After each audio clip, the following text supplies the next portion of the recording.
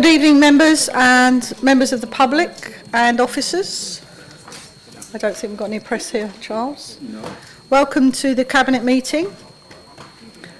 Just some housekeeping. If the fire alarm is activated, vacate the offices via the stairs. Please do not use the lifts. Sorry, excuse me. Assemble in Hawley Square on the green. Officers will assist you and advise when it is deemed safe to return to the chamber. Please switch off or turn to silent your mobile phones and do not make or receive calls whilst the meeting is in progress. Please note this meeting is being live streamed for members of the public. The meeting will also be recorded and will subsequently be broadcast on the internet. Does anyone intend to film the meeting? The following members have asked to speak under Council Procedure Rule 20.1. Items 5, 6 and 7, Councillor Whitehead. Item 7, Councillor Duckworth and Councillor Yates. Does anyone else wish to speak under... Councillor Keane on item 7. Yes, thank you. Any other speakers?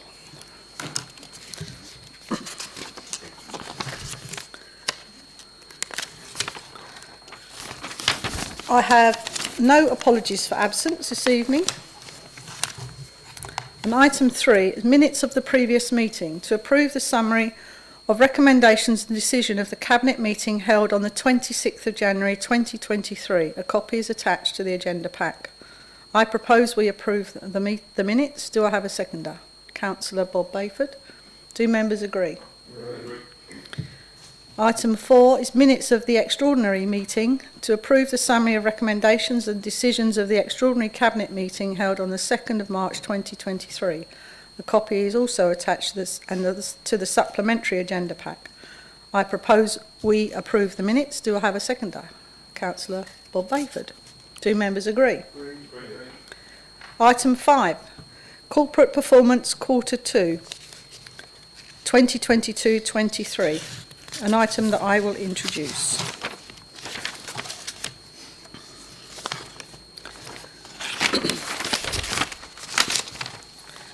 Performance management is a key part of the corporate governance process and adds value by helping to ensure accountability of the performance of the Council's services against the corporate objectives.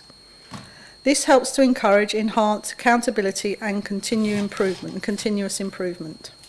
This report sets out, as part of the Council's corporate performance process, 39 key performance indicators, which are monitored to provide an indication of how the Council is performing. They do not look at every aspect of the Council's services and the data the Council collects, but provide an overview of the progress against the Council's key corporate priorities. The data for most of the corporate indicators is now available to view on our website at any time. It has been agreed that a 6th monthly report of the Council's corporate performance will be shared with the Overview and Scrutiny Panel and the Cabinet to provide an opportunity to more closely review the direction of travel of our key service areas. This will allow sufficient time for actions and issues to be resolved between committee meetings, and as the data for the corporate performance indicators is now available to view on the website at any time. The report represents this evening identifies the data as at the end of quarter 2, July to September 2022. The data is captured within a new format to provide the public with a clear and easy to access information on how key services are performing. Detailed graphs are also included to give a wider view of the direction of travel for each indicator. My thanks go to the Overview and Scrutiny Panel for their engagement and feedback surrounding this report at their meeting in February. The intention is to return to the Overview and Scrutiny Panel after the election, setting out the position as at the end of quarter 4. I ask the Cabinet to note the report. Speaking under 20.1, I have Councillor Whitehead. Thank you, Leader. In relation to housing, there are areas of concern, but these have been well discussed across many previous meetings.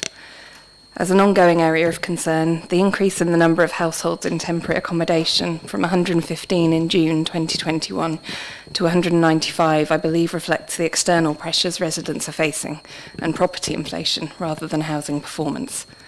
This will hopefully be addressed by further growth of our housing portfolio. But in terms of empty properties brought back into use, there does seem to have been a drop recently, down from 45 to 35. I'm not certain whether this links to a monitoring change or is simply a general decrease. If the latter, I was wondering whether it might be useful to advertise the work of No Use Empty more, so that homeowners are aware of the range of help available to bring properties back into use. On a secondary note, I did mention previously at Overview and Scrutiny, the pollinators and open spaces graph still seems to be the same as the trees graph, so I was wondering if we have the information relating to pollinators and open spaces available yet. Thank you. Thank you, Councillor Whitehead. I'm going to have to refer this to officers. No use empty, I think that Bob Porter, and then the pollinator question. Have we got an officer here to respond to that one, or can I come back on? Hannah will come back on that one. So over to you, Bob. Thank you. Well, I think the simple answer to that is yes, we're happy to promote No Use Empty locally through our Empty Homes officer and private sector housing team, and on our website and so on. And just to add a bit more context, No Use Empty has been a very valuable tool for our empty property officer to bring empty properties back into use. And as a district, we've benefited more than any other district in the county from that funding, and obviously we'll continue to work with KCC on that programme. It is a really helpful resource when properties are struggling with viability issues to get them refurbished and back into use. It's probably just worth adding that we've also got our own funding available for owner-occupiers that take on empty properties. And in the coming financial year, we've got some extra resource in that programme, which we'll want to promote as well. Thank you. Thank you, Bob. Hannah, if you'd like to come in. Thank you. Yeah, in relation to the pollinators, I was hoping to be able to get to the database quickly enough to be able to answer it, which I haven't been able to. I'm very sorry. We have got the raw data, so we will be able to produce the graph, and we can make sure that that's added to the website, and we can share it around with councillors as well. My apologies for not correcting that. Thank you. Councillor Bayford. Yeah, thank you, Chairman. I've just got a small query. On the percentage of properties where bins have been collected successfully, on the graph there, the figure of 99.7%, which of course is an incredibly good figure, appears 5 times, but it doesn't appear on the same point on the graph. I wonder why that was. Now, it sort of goes up and down, yet it's the same figure. So just find the place on here for the report. Have you got it on your screen, Councillor? What? It's page 33 of the report, number 19. Okay.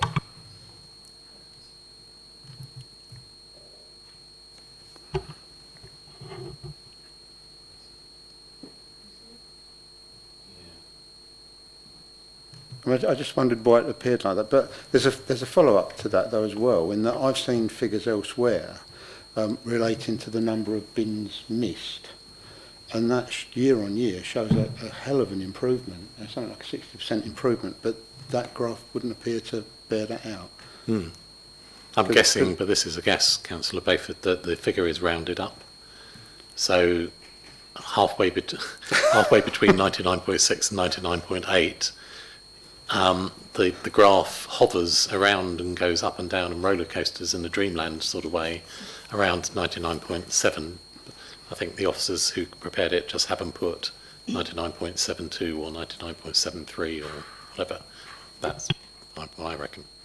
I'm not sure about your second question, which is why it doesn't reflect the improvement, although there is a significant improvement from towards the end of the graph, but it hasn't got back up to where we were, so I agree. I'm not sure why. I just want to prove I'd read it, to be honest. Showing off again, aren't you? Good, obviously. I think that probably makes sense, because you're only going on a gauge between 99.6 and 99.8. So the 99.7 would look like the mean average of that, and so I could probably see why it's all showing up as that. But if we want to take it to another decimal place, I think with that might then reflect it totally. I don't know how complicated that will be to do, but Well, if they've rounded it, they would know it, wouldn't they? well, yes. So, or whether it's just written, perhaps the algorithm's written to a bit like the housing numbers, maybe, I don't know. I used to be pedantic, Chairman, but now... But now you're not really sure. Yeah, right. Okay. Well, Hannah, if we can have a look at that, and then obviously, just for the, you can always tell the accountant in a room, can't you? So thank you, Councillor Bayford. We'll have a look at that anyway. So, right, where was I? So I've moved this.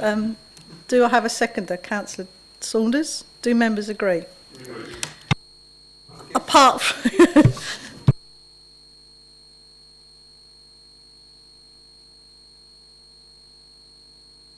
Moving swiftly on to the next item. So the next item is item 6, tenant and leaseholder key performance indicators for Q1 2022-23 housing performance report.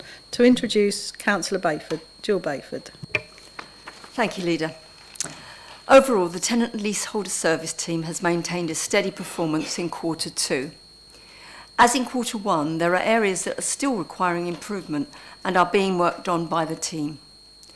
The team is disappointed that the position for electrical safety has not notably improved. We have procured an additional contractor to assist with this, and they started during Q3. MEARS have also taken on another contractor to help meet demand. Gas compliance remains at 100%. Gas calls customer service statistics have dropped, but this is to do with the low amount of returns skewing figures rather than performance.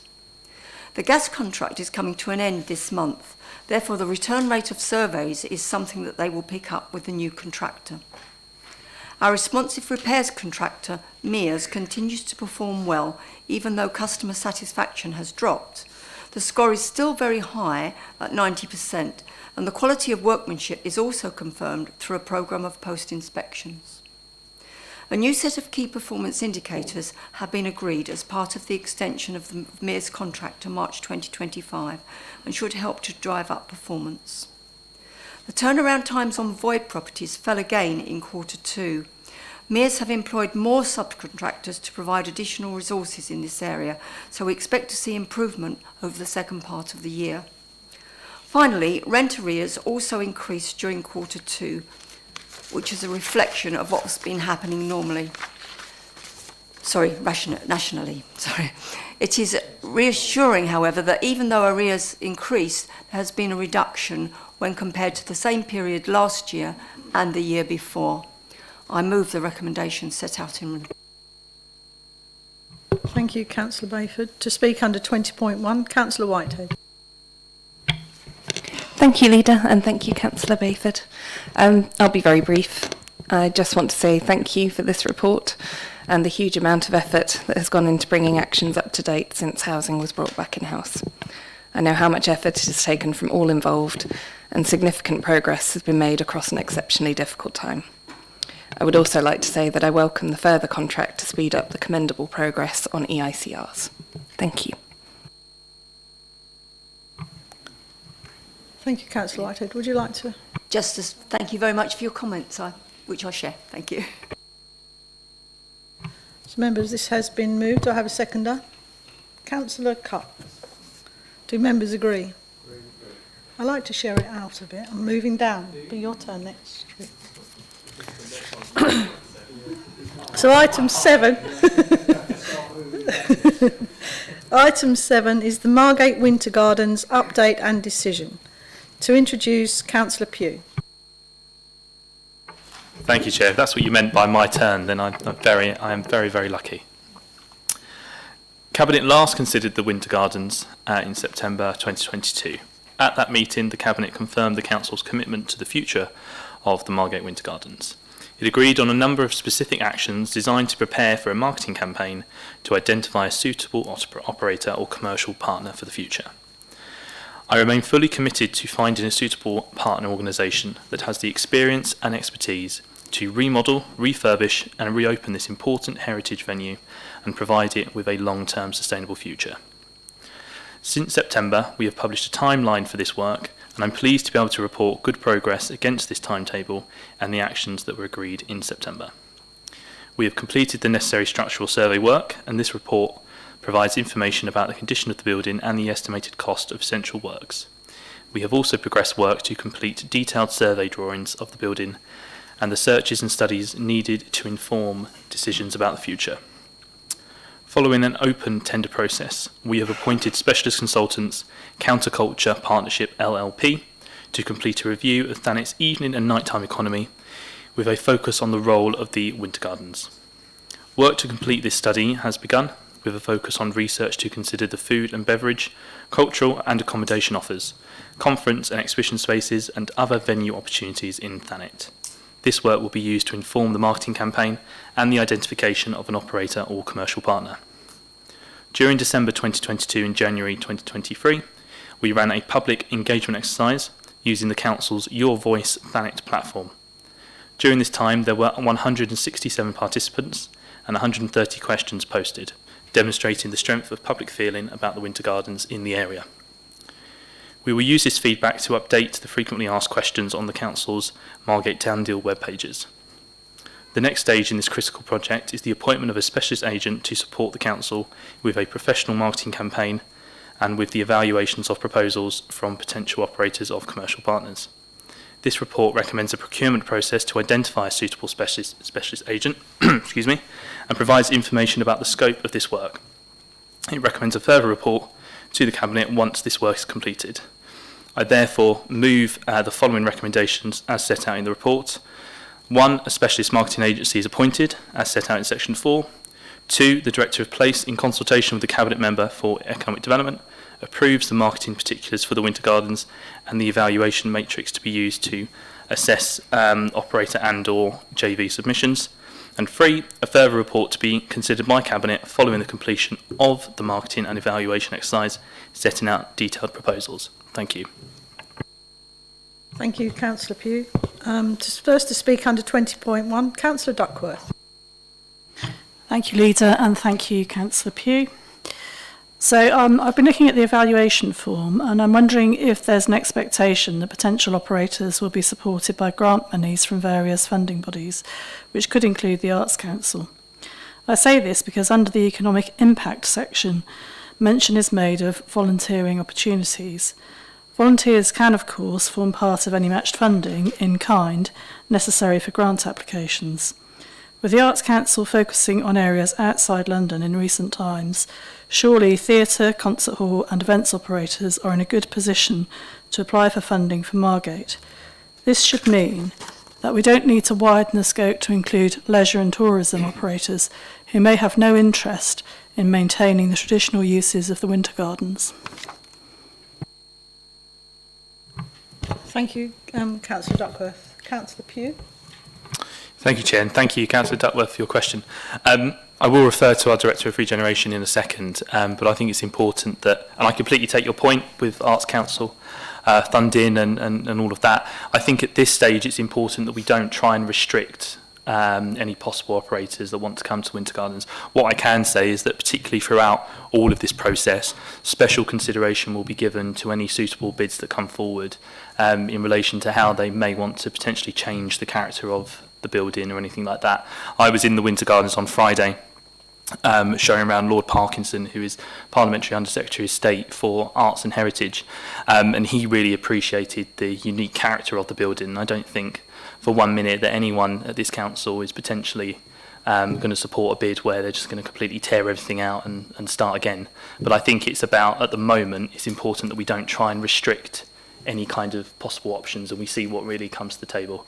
But I will defer to our Director of Regeneration or our Director of Place, because they may be able to actually say that I've just spoken absolute rubbish and all of that's untrue. Maybe not. So the scoring criteria in there is like an example of the things that might be considered when we're scoring organisations that put themselves forward. And we've had a very similar conversation about the Arts Council and have made links within the organisation to think about what those opportunities might be as companies are coming out of London and what's the scale.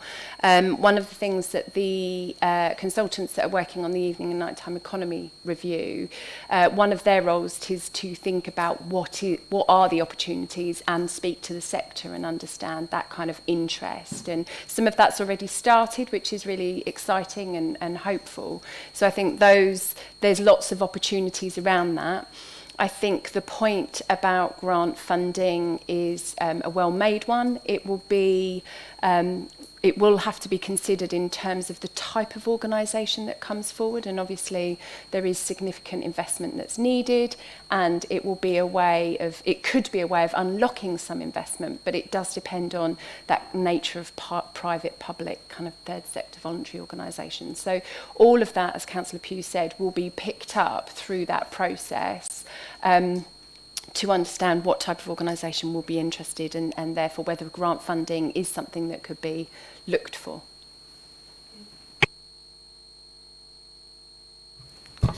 Okay. Are you, did you want to add anything, Bob? Are you, Well, thank you. I don't think I can add anything more in terms of detail from what Louise has already said, but just to reinforce that the report has been put together specifically in the way it has to enable us to have see a broad range of options come forward, and then for council and specifically cabinet to look at those options and agree the final detail. And at this stage, I think we want to keep those options, as open as we can, to see what sort of organisations come forward and bring proposals. And actually, we might be surprised. We might see some really exciting proposals come forward that we hadn't anticipated. So, trying to prejudge that at this stage just feels a bit too early. yes, I think that's the aim really, is to have as much interest and as wide a spec as we can, and then obviously it can be narrowed down when we get nearer the time. Next to speak under 20.1, Councillor Whitehead. Thank you, Leader. I do understand very clearly the complexities of the issues surrounding the Winter Gardens. I understand how difficult it is to maintain large public structures in a national environment of continuing underfunding, and I also understand how challenging it can be having to rely on external organisations to manage and preserve assets. In the current financial climate, this is even more challenging. Extraordinary rises in energy costs, increased costs in terms of materials for construction and refurbishment make this project, with likely costs of over 6 million, a considerable challenge for any external partner. But the extent of that challenge and the nature of the financial market shouldn't, to my mind, mean that we should have to lose overall control of such a significant asset. I am aware that a sale will be seen to be easier to manage than a lease in terms of the likelihood of investment. But I also believe it is important to remember that this is, arguably, our most significant community asset, and that our rights to determine usage and guarantee maintenance disappear the moment the building is sold. Across Thanet, we are often faced with the realities of this approach. In Ramsgate, we are struggling with the maintenance of our seafront pathway due to the disposal of the old Westcliff Hall. In Margate, we risk what is effectively the jewel in our crown in terms of architecture and social and community potential, falling into further disrepair. As once sold, the future of the Winter Gardens is out of our hands. I will acknowledge that I personally believe that in-house service and development is the way forward for public services, as sensible investment creates income and better monitoring and control. And although I recognise the financial challenges, I still do not believe that the only possible route here is external development. But if Cabinet are following that route, I request that the significance of a lease-only basis is considered. The loss of public buildings and services is a hallmark of current underfunding. As depressing as it is to say, it is not unique to Thanet, and maintaining public buildings is a constant fight for nearly all local authorities. But if we allow the current political and financial environment to remove all of our control from what are public assets, I believe we may do a great disservice to residents. A full repairing lease with clauses relating to structural and social performance allows a far greater degree of control and benefit to the community than sale, And although we are always swimming against the tide in terms of funding, allowing finance to dictate social good cannot be what we are reduced to as a council. I ask that a full repairing lease linked to community and material performance be seriously considered in preference to sale due to the nature of the Winter Gardens. The Winter Gardens has always been a community asset. I attended prize givings for my school there for almost all of my education, took part in concerts and in community productions. This use is important, and if disposal is chosen, this importance not only needs to be made explicit within the scoring matrix with a guaranteed retention of community use, but also needs to be explicit within any lease arrangements. We have lost huge amounts of community provision in terms of maintained buildings over the last decade, and those of us who follow national politics are aware of why. But we can follow a different path locally, and I ask Cabinet to consider not only the positives of inward investment for our community and for our area as a whole, but also the benefits of lease rather than sale if they do decide that disposal is the way forward. Thank you. Thank you, Councillor Whitehead. I mean, I would add that on 4.4, sorry to note your response, Councillor Pugh, but we do make it is very clear in the report that that it is potential buyers, operators, and then we also go on to talk about sale, lease or operating agreement. So at this point there is absolutely no preference on to how or who or why it will be chosen. It's that we're not at that point yet. So I don't think it's something that should be assumed that it's an automatic sale, because every option is going to be visited. So I think that's important to make that point. But Councillor Pugh, over to you. Sorry, just to clarify, no, I wasn't saying that sale is assumed or is definitely going to happen. I was simply asking lease to be considered in preference to sale. Thank you. Thank you, Councillor Whitehead, for your for sharing your views and your preferences. I think it's incredibly important at this stage that we don't overly, as I said to in response to Councillor Duckworth, it's important at this stage that we don't try and restrict what we're looking to at the moment. As I think we can all agree, the Winter Gardens is incredibly treasured and loved building within our area. I've got very fond memories, as you have, of going there for my school award ceremonies and charity events and performances and everything like that. And I don't think there is anyone in Thanet that hasn't got a memory of going there for something. So I think it's incredibly important that we get this right. And I think that's why it's important that we don't try and restrict it right now to whether it should be a sale or a lease or anything like that. I think it's important that we encourage as many suitable operators to come forward with their ideas, and then we can across all of them, we can assess them all against the matrix, against the criteria, to find the best possible future for the Winter Gardens, because that is the objective of this. It's interesting you say about your concerns about the sale of the Winter Gardens, and I'm not saying that that's my preferred preference. I don't have a preferred preference, but there is instances, very recent instances, where the council has sold very well-loved entertainment venue. The Granville Theatre is one of them. Now that, in the space of not even a year of sale, and we went for a very long process during the kind of publicising of that and then the eventual sale. You know, the new owners of the Granville Theatre are going through a very extensive renovation process to bring that up to code and up to speed so that they can reopen. I think they're going to reopen in May, which is incredibly exciting. I've been there to have a look at the work. I think some of the Labour opposition cabinet have even been there to have a look at the work as well, which is fantastic.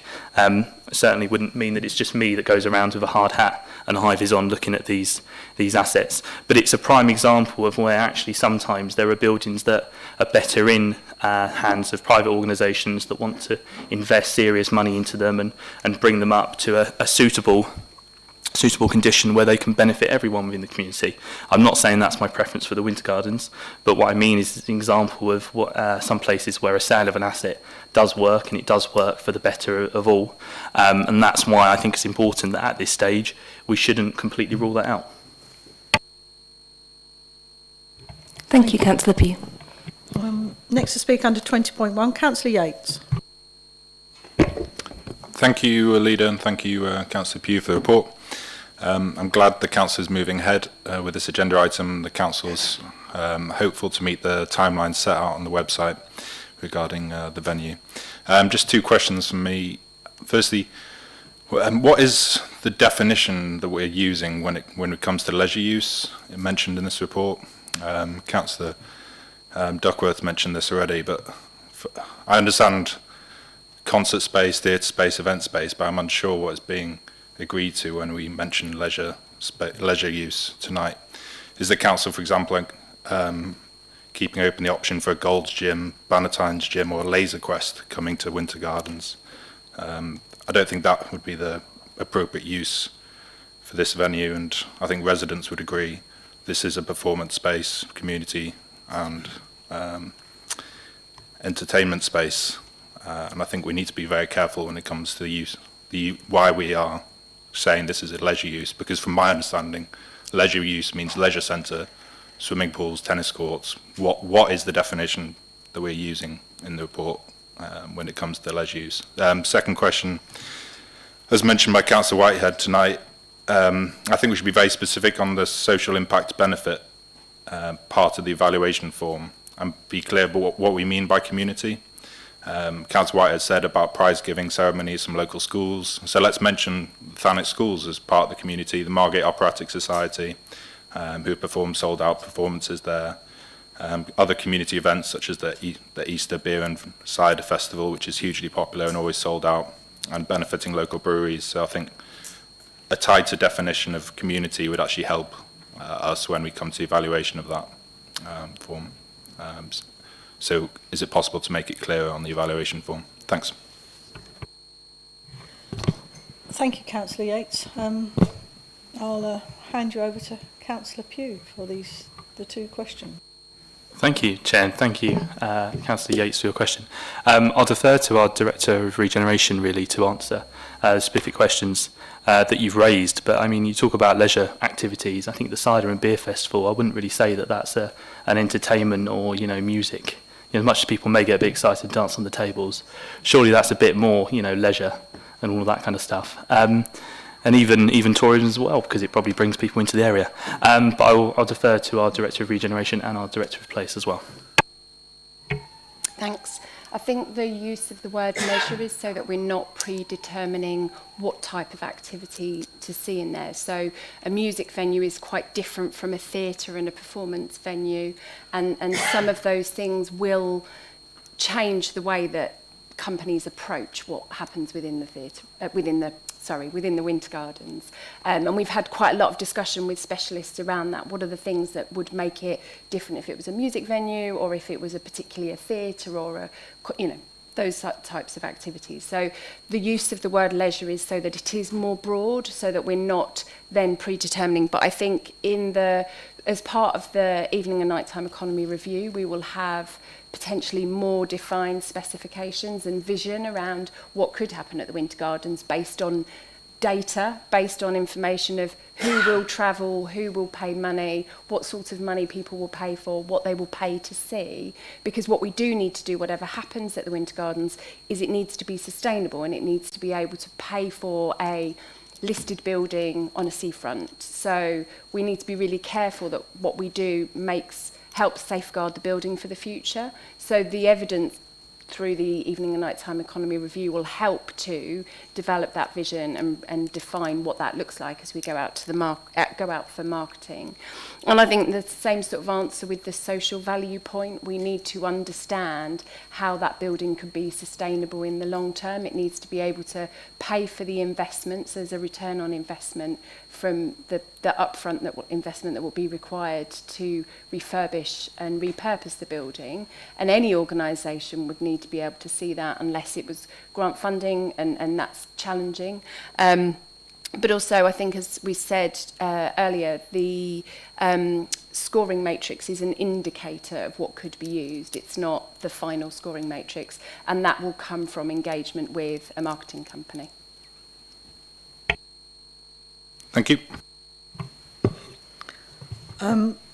Referring to the Bible, Leisure has often been defined as a quality of experience or as free time, so we can take it from there. It is an experience, so there we go.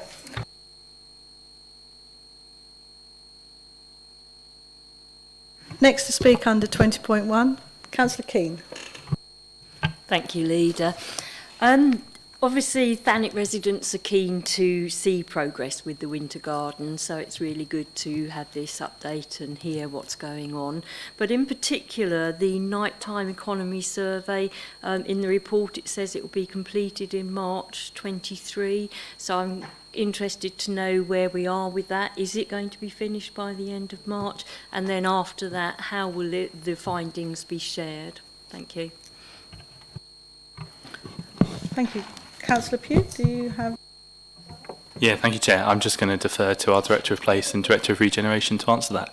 But from what I'm aware of is that particularly with the entirety of the programme, although some things may have slightly slipped, we're still on course to deliver the entirety of the programme within the timescales that we've set out. So, you know, particularly with the nighttime economy study and everything, even if things do slip slightly, we're still on course to deliver all of it, which I think is incredibly encouraging and great. But I'll defer to officers now.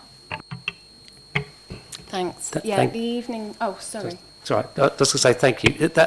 The evening nighttime economy is slightly behind the original timeline, and that largely is due to the procurement processes. So we've been through an open tendering process to secure that partner. That's quite a lengthy process. So it is slightly behind the original timeline, but we have appointed them. They have started, and it is progressing. So we're expecting to be able to report on that during the spring. That report will be available, and you'll be able to see it, and we'll be publishing that. So it will be part of the marketing information as well. So it's all going to be out there on the council's website and publicly available. Yeah, so just to add to that, we've had a draft of the phase 1 of the report, which it only came through yesterday, so I haven't read it yet. But that's more about the kind of data gathering, the desktop research about the sector and what opportunities are out there, what other places are doing, that kind of stuff. There'll be some case study information in there as well. And then we have a couple of quite small roundtable discussions, and we're going to do some surveys out to community organisations and to our kind of visitor and tourism database that we've got, and that can be shared to other businesses within that sector. So some specific questions. There's just been a bit of to and fro in terms of making sure we've got the right kinds of questions in there. So all of that information will then help to feed in, and then we'll be doing some more open engagement with communities, and some of that's just about timing and thinking about Easter holidays.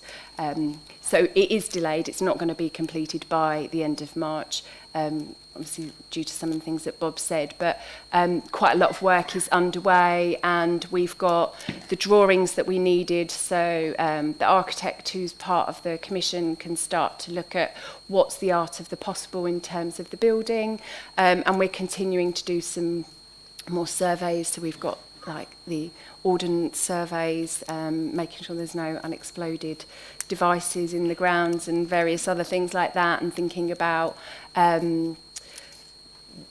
but more broadly around the gardens, so that we can make sure that we've got the right information, so that when we go to the market, actually we've got a full pack of information that will help with those people that are interested, and hopefully it'll help encourage people with more interest to come forward, because they've got a lot of details there. Thank you.